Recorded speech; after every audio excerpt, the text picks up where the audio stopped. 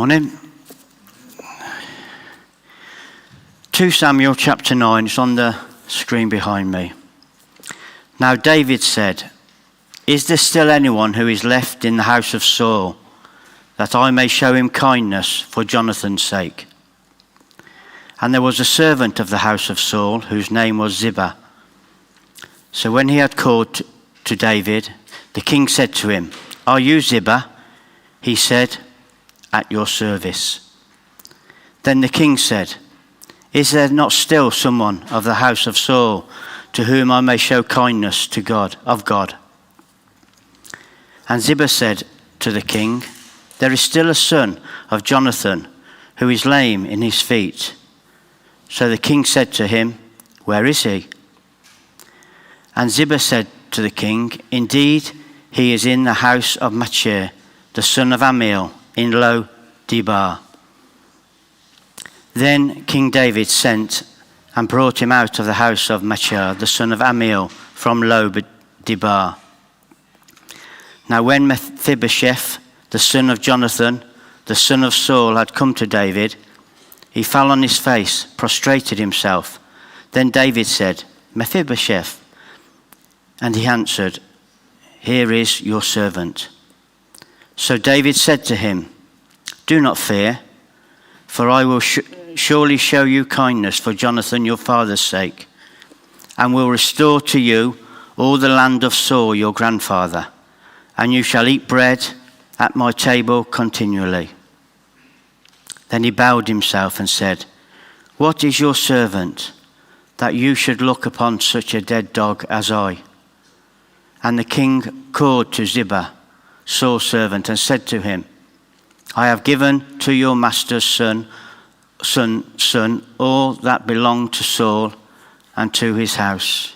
You therefore and your sons and your servants shall work the land for him, and you shall bring in the harvest, that your master's son may have food to eat. But Mephibosheth, your master's son, shall eat bread at my table always." Now Ziba had 15 sons and 20 servants. Then Ziba said to the king, "According to all that my lord the king has commanded his servant, so will your servant do. As for Mephibosheth," said the king, "he shall eat at my table like one of the king's sons." Mephibosheth had a young son whose name was Michal, and all who dwell in the house of Ziba were servants of Mephibosheth. So Mephibosheth dwelt in Jerusalem, for he ate continually at the king's table, and he was lame in both feet. Amen. How we see and think about how God's treated us has a direct effect on how we treat other people. Let me say that again. How we see and think about how God's treated us has a direct effect on how we treat other people. So this morning we're going to think primarily about how God's mercifully committed to us. But we're also going to think through, because of how God's mercifully committed to us, we can't separate that from how we should commit to other people.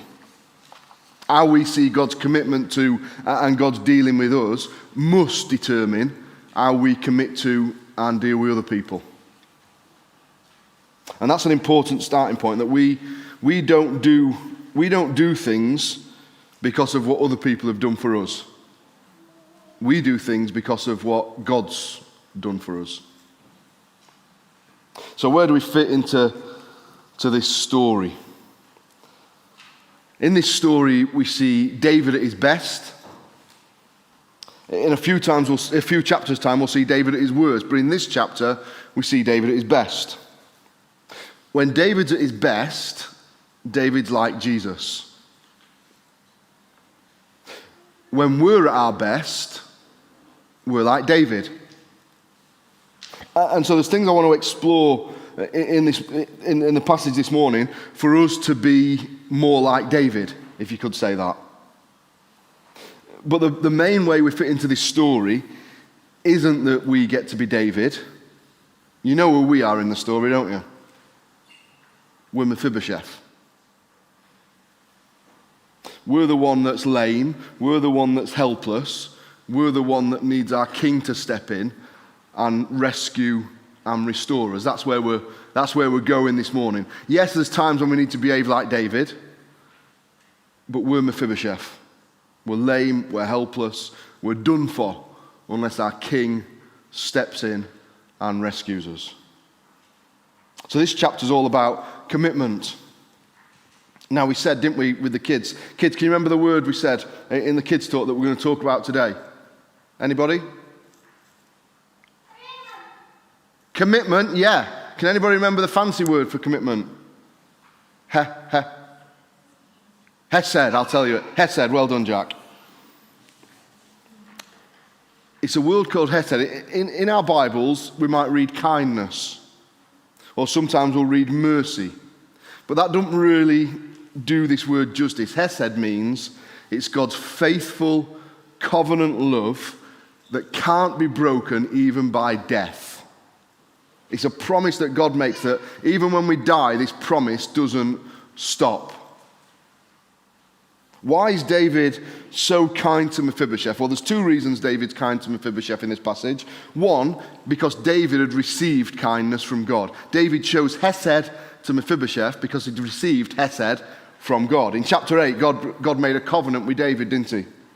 And in the covenant that God makes with David, the Lord reminds David, when I first came to you, David, you were a nobody. But I showed Hesed to you, I showed kindness to you. In chapter 8, the Lord says, David, I took you from the sheepfold, and I made you a king, and I've been with you ever since. I've shown you Hesed. So David's understood God's mercy. David's understood God's Hesed to him, and his commitment to him, and it's made him committed to other people. That's what it should do. But secondly, David had made a commitment to Mephibosheth's dad. David had promised Hesed to Jonathan. It was 20 years ago. You might remember in 1 Samuel 20 that Jonathan and David make this covenant. You know, when David's about to go on the run and Jonathan's trying to rescue him from Saul, Jonathan recognizes that one day David's going to be king. And Jonathan says to David, realizing that one day he's going to be king, he says, when you're king and I'm dead, show Hesed to my family. When you're king and I'm dead, be committed, be kind to my family. And so David receives this Hesed from God, and David also promises this Hesed to Jonathan. So before we get into a picture of how David is a picture for us of God's commitment to us in Jesus, we see how important it is, I think, as Christians, when we've received Hesed, when we've received kindness from God, we must honor our commitments to other people. God's honored every one of his commitments that he's made to me and you, and we must honor the commitments we make to him and we make to one another. If we commit to do something, we've got to see it through. That's one of the things I want us to think about this morning. If we commit to something, we've got to see it through. We live in an age, don't we, where people treat commitment lightly. Whether it be work commitments, whether it be basic promises, I'll be there, and they're not. Whether it be contracts, they don't mean very much to people. You hear people talking about being nostalgic and say, well, people's word isn't the bond anymore. It used to be. If we say it, we should do it. Commitment's really important. When you get married, you make a commitment, don't you? You make a covenant that you will be faithful as long as you live in sickness and in health. When you become a church member, you commit to supporting the work of the local church and throwing yourself into the life of the local church. It's a commitment we make. Even down to something like when we're looking for people to go on the refreshments rota, you put your name down, you commit. Commitment's important.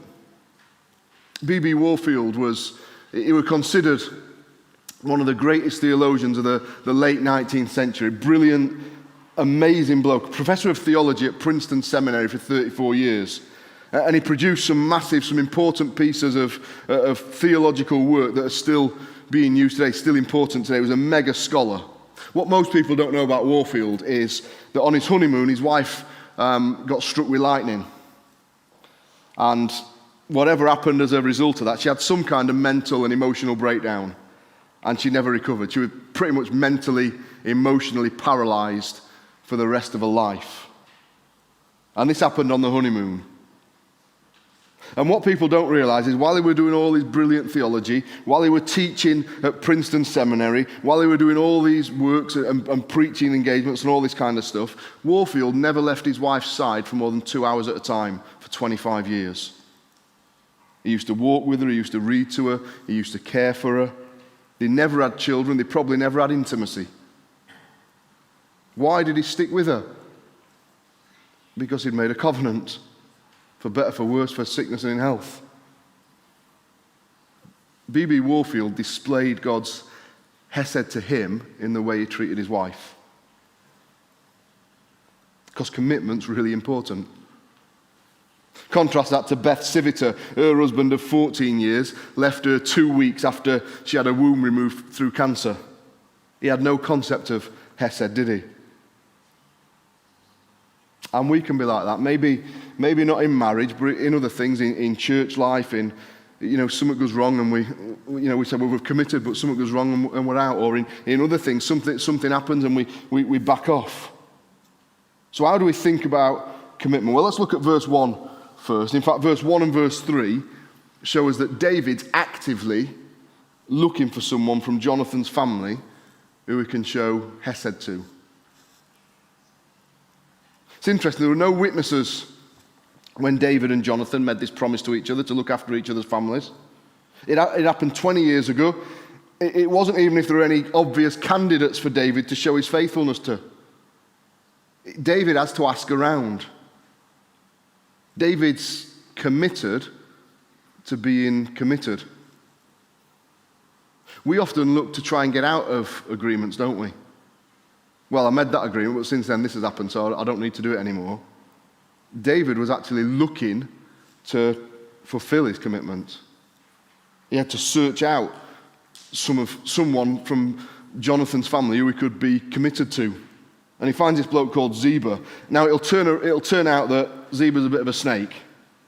But Ziba's one of Saul's old servants. He's done well for himself. We're told he's got 15 sons and he's got 20 servants of his own, so he's a well-to-do bloke. And David says to Ziba, is there anyone from Jonathan's descendants alive and that I can show kindness, that I can show hesed to? And Ziba says, well, there is one, but he's lame in his feet and he lives in the middle of nowhere. Mephibosheth lived in this place called Lo Debar. Now in Hebrew, Lo Debar means no word, or it means no pasture. Basically, he lived in the middle of nowhere. He was exiled, if you like, to the middle of nowhere. It was considered a ghetto where he lived. And David says to Ziba, go and get him for me. Now you can imagine, can't you, how Mephibosheth would have felt. You've got to try and enter into the story. Mephibosheth wouldn't have been excited about coming to see David.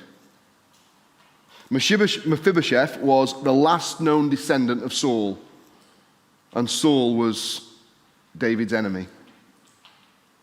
It was always the case in Old Testament times when a new dynasty was set up, when a new king was set up, the first thing they did was kill off everyone who had a claim to the original throne. They cleared house. That would have been what Mephibosheth expected. That would have probably been what Mephibosheth were thinking about. It's what kings did. It would have been it would have been a really frightening journey for Mephibosheth to go from Lo Debar to Jerusalem. He'd have been expecting when he gets to Jerusalem to be killed. So when Mephibosheth's brought to David, he falls on his face before him and he declares himself, says, I am your servant. He's pleading for his life. But David didn't want to kill him because David was a king after God's own heart. I think verse 7's stunning. In verse 7, David spells out his plans and his heart towards Mephibosheth. And then it gets thrashed out over the rest of the chapter. Remember, Mephibosheth were done for. He was lame, so he couldn't provide for himself. He was effectively exiled in a ghetto town in Israel, and by nature of his birth, he was the king's enemy. He had nothing going for him. Look at verse 7 with me. David said to him, "Do not fear, for I will surely show you kindness for Jonathan your father's sake, and I will restore to you all the land of Saul your grandfather, and you shall eat bread at my table continually." That's amazingly generous of David. It goes above and beyond what was expected of him. David promises Mephibosheth three things, and conveniently all these three things begin with P. You'll notice that all three of these things rest on this hesed, rest on this kindness that David promised to Jonathan. So here's the three things that David promises Mephibosheth. The first one's protection. Remember, Mephibosheth's lame, he's exiled, he's hopeless, he was vulnerable. And David says to him, the first thing David says, don't fear. Don't be afraid, Mephibosheth. I ain't come to kill you. It's the first thing David says, do not fear. It's interesting, isn't it, when the disciples have all run off and left Jesus, and Jesus rises from the dead and visits them, what's the first thing Jesus says to them? Don't fear. I'm not here to hurt you. When troubles come in and Jesus sends his disciples out into the world, Jesus says, don't fear, I'm going to protect you. David's the most powerful man in Israel, possibly the most powerful man in the world at this point. And he says to Mephibosheth, who would have been there full of fear, he says, look, before we do anything else, before we talk about what's going to happen, don't be afraid. This is not going to be a bad conversation, Mephibosheth. If I have to phone somebody about something and arrange to meet somebody, I usually, unless it is something terrible, I usually start the conversation with, listen, don't worry, but. Listen, it's nothing to worry about, but I need to see you. I do that because I know what it feels like when someone begins to tell you something or wants to meet, I start to worry. If you want to completely stress me out, say to me the day before I go on holiday, Ben, when you get back, we need to have a chat. Don't do that, by the way. You'll kill me. Before the conversation starts, David says, listen, before we get started, Mephibosheth, you don't need to worry. Don't be afraid, because I'm going to protect you. David's promised Mephibosheth's dad is going to look after his children, and Mephibosheth's safe. He's got royal protection. From now on, Mephibosheth, you are safe. Second P is he's giving protection. He gives him provision. One of the ways that David will care for Mephibosheth says, Mephibosheth, I'm always going to provide for you. He says, I'm going to restore all the land of Saul, your grandfather, to you. And again, David had no reason to do that. He could say, I'm going to spare your life. He didn't need to give him all that land. So basically, all the land that Saul would have owned, all his private land, all his private estate, David says, I'm going to give that to you, Mephibosheth. Again, the only reason David did this is hesed. It's all grace. Because Mephibosheth were lame, he couldn't work. Because he couldn't work, he couldn't earn. In those days, lameness was something that was seen socially as making someone cut off, but also physically. There were no care homes, there were no disability living allowance, there were no help in that way. If you couldn't work, you couldn't eat. If you couldn't eat, you died. David says, all of Saul's property, all of Saul's private lands, all of his private estates, I'm giving them to you, Mephibosheth. And he explains what that'll look like in verse 10. He says to Ziba, you and your servants and your family, you'll work the land for Mephibosheth so he's always got food to eat. So not only does David say to Mephibosheth, listen, don't worry, I'm not going to kill you, I'm going to protect you. He says, not only am I going to protect you, I'm going to provide for you, I'm going to give you everything you need. And then the third thing he says, not only am I going to protect you and provide for you, I'm going to give you a position. It's more than Mephibosheth could dream of. It's perhaps the loveliest thing of all that David does for him. It's maybe even a token gesture, but it's a lovely gesture. It's not a token gesture, but you know what I mean. It doesn't enhance his provision in any way. But Mephibosheth's safe, he's been protected, he's not going to die. Mephibosheth's going to be provided for us, so he's not going to starve, he's going to have a pension, if you like. But David goes one step further. Mephibosheth could have lived out all his days in safety and being well off. David had seen to that, but David said, look, I'm going to give you a position as well, Mephibosheth. He says, you shall eat bread at my table continually. That doesn't mean that every mealtime Mephibosheth has to be dragged away from his home and come to David's house for dinner. Who ate at a king's table? It was the king's family. David's pulling out a chair for Mephibosheth at the family table, and he's saying, Mephibosheth, I'm not just going to protect you, I'm not just going to provide for you, you're family now. You're always welcome because you're family. And he confirms it in verse 11. He says, as for Mephibosheth, he shall eat at my table like one of the king's sons. David effectively, he adopts Mephibosheth. A lad who he's never met, a lad who's officially his enemy, a lad who's got absolutely nothing to offer, all on the basis of hesed, of covenant faithfulness that he'd promised to his dad before he was born. Mephibosheth's won the lottery, hasn't he? It's such a heartwarming story. It'd make a great film. But how does it help us? Is it just a good story? We can say, well, yeah, we see David as an example. David's an example of how we should commit to people. David's an example of how we should take promises seriously. David's an example of how we should help people. This kind of story should inspire all of us to go and find Mephibosheth. At a very base level, what this passage teaches us is this: when we make commitments, keep them. At our best, we're David. At our best, we keep commitments.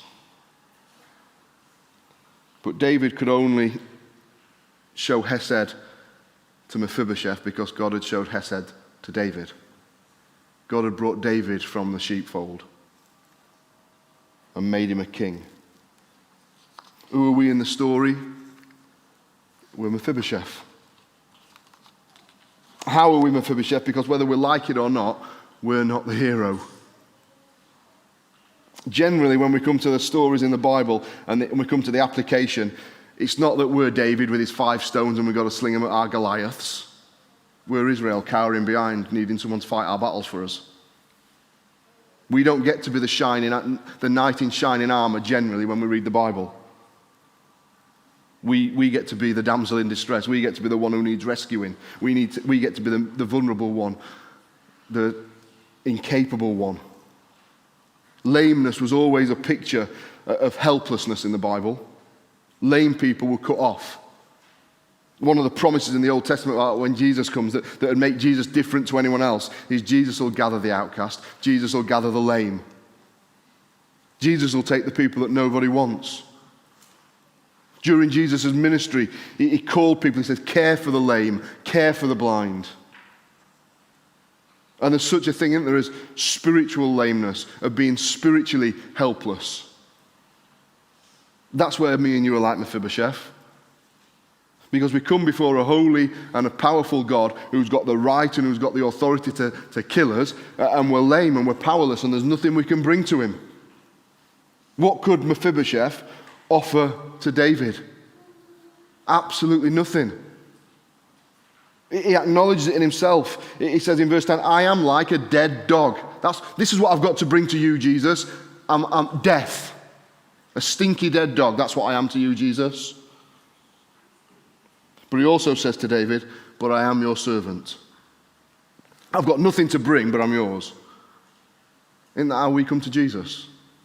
Lord Jesus, I have got nothing to bring to you except the sin that makes it necessary for you to save me. I've got nothing to bring to you, but I am here.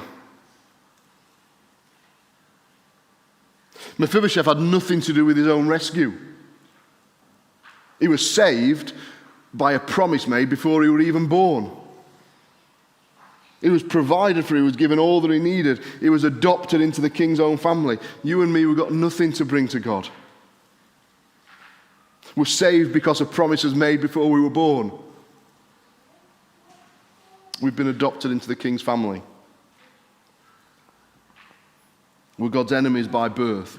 We're born and we live in opposition to him. We live in opposition to his ways, to his standards, to his name. We're far away from him. We're in no debar. We're where there's no word. We're where there's no hope. There's nothing me and you can do to make ourselves right with a holy God. We can't bring ourselves to him. We can't come into his presence uninvited. We can't get close to him.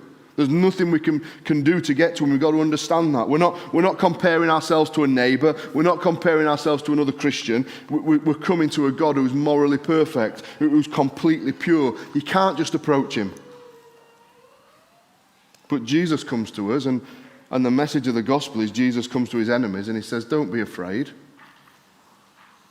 Jesus comes to his enemies, and if Jesus comes to you this morning, and he says, listen, no matter who you are, no matter what you've done, no matter where you stand, no matter whether you're a dead dog, you come to me and I'll give you protection. I'll protect you from hell.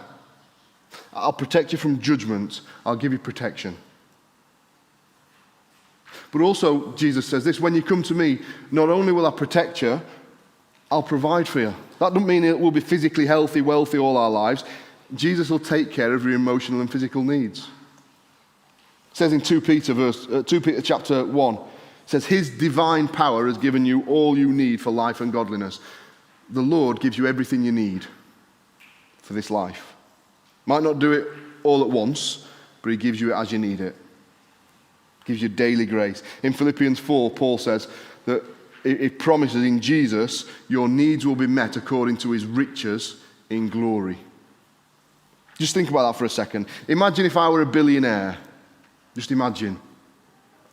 I'm a billionaire and I say to Lisa, I'm going to buy you a Christmas present out of my riches. What could it be? I'm going to buy Lisa a present out of my riches. What could it be?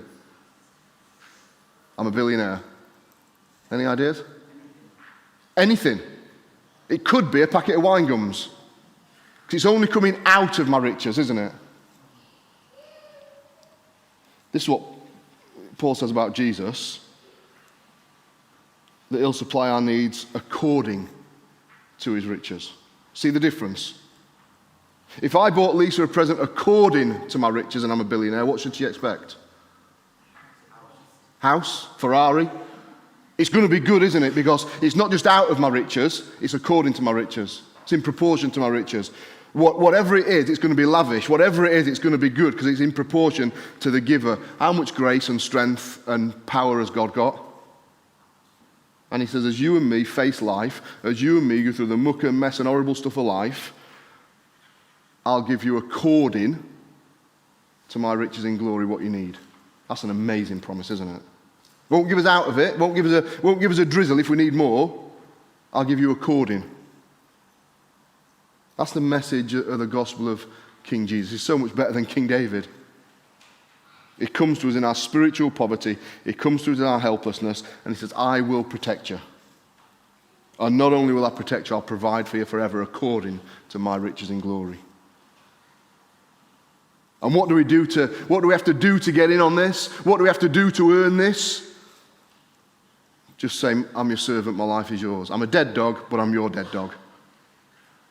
We just come to Jesus. That's all we've got to do. Isn't the gospel an amazing message? All we've got to do to receive protection and provision from the God of heaven is say, I've got nothing to bring, but here I am. And more than that, the Bible says, when we come to Jesus, he gives us a position. He gives us a seat at his table and he calls us his children. In John chapter 3, verse 1, John writes, behold, what manner of love is this? Behold, I cannot get my head around the kind of love this is, John says, that we should be called children of God. In Jesus' ministry, the religious people lost the rag at him, didn't they? Why did they lose the rag at him? Because he ate with sinners and tax collectors and prostitutes and adulterers. Why were they so angry? Because to sit at a table with them was a sign of acceptance. Jesus wasn't just sitting with sinners. Jesus was welcoming sinners. Jesus was saying to sinners, listen, come to me as you are and I'll accept you. Not only will I accept you, I'll make you part of my family. When we share communion together, as we hope to do soon again, what's the message when we share communion? Well, we're saying this, that I'm a sinner. Jesus welcomes me into his family and says, eat at my table. Notice Mephibosheth says to David, I am at your service. David says, no, you're at my table. Mephibosheth says to David, I am your servant. David says, no, you're my son. That's the message of the gospel, isn't it?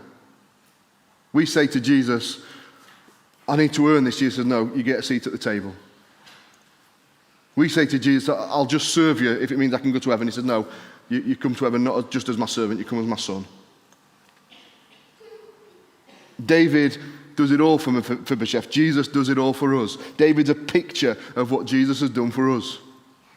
We were far away, and in his mercy he called us based on a promise he'd made before we were born.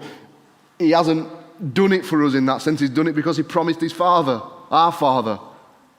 And he calls us and he loves us and he protects us and he keeps us and he rewards us and he makes us part of his family, and he says, come and eat at my table. That's what the gospel offers us. We know it's Father's Day today, don't we? And for some people that's lovely, for others it's not. Some people won't sit at the table with their father today. Some for the first time. Some maybe for years. But there's something even better, because Jesus says, come and sit at my table. Come and let my Father be your dad. Come and be my children. Come and have my protection. Come and let me provide for you. And we say, well, what do I need to do? Jesus says, just come. Don't need to bring anything, just come. That's the offer of the gospel this morning. That's how easy it is to be a Christian. That's how easy it is to be protected forever, provided for forever, brought into Jesus' family. We just come to him and say, I'm your servant. We're done now, but I just want you to imagine as we close. David calls Mephibosheth. Mephibosheth gets brought to David, and he's there in his, probably I imagine him in rags. I imagine him with dirty, floppy feet that have got manky toenails. And he's probably not very well fed. And David says, Mephibosheth, don't worry. I want to protect you. I want to provide for you. I want to adopt you as one of my sons. Mephibosheth looks at his feet, looks at his clothes, looks at David. He says, nah, I'm all right, thanks. Even worse, he says, get stuffed, David. You're my dad's enemy. I don't want your stuff. You say, Mephibosheth, you are mad. Mephibosheth, you're crazy. But do you do any differently this morning, whether you're here in person or you're here online? How mad would it be to know that you're cut off from God, you're helpless, you're going to die, you're going to go to hell without him. And he says, look, just come to me and I'll take care of everything. I'll protect you, I'll provide for you, I'll bring you into my family. I say, no, I'm all right, Dad. I'm all right, thanks God. I'm all right. People do that all the time, don't they? Maybe you've done it this morning. Our kids, our loved ones, our parents, our husbands, our wives. Hear the gospel and now I'm all right, Jesus. Well, in the next chapter, we meet a bloke called Hanun. Hanun's the king of Ammon. And his dad's died as well. And actually, David had a good relationship with his dad. And David goes to Hanun, and David says to Hanun in the next chapter, Hanun, me and your dad got on really well. Your dad were faithful to me. I want to show kindness to you. And you know what the word is that David uses to Hanun? He says, Hanun, I want to show hesed to you. And you know what happens, don't you, in the next chapter? Hanun says, no thanks, mate. And he shaves David's messengers and strips them to the waist to humiliate them and sends them back to David. David offers kindness to Hanun, and Hanun says, no time, mate. And instead of coming under David's protection and provision and position, David goes to war with him. And I think that's a picture of the gospel as well. God is merciful, God is patient, God is unbelievably kind. But if we reject his offer of hesed, the only place left is to say we're at war with him. If you leave this morning and you haven't taken up that offer of Hesed, then you're at war with Jesus. I'll leave you this morning with the offer that Jesus makes to you. He says this: "Come to me, all you who are labor and are heavy laden. I'll give you rest.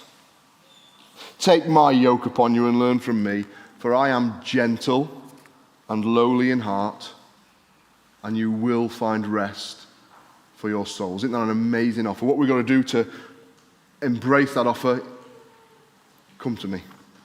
That's all you've got to do this morning. You pray it at home, you pray it in the building.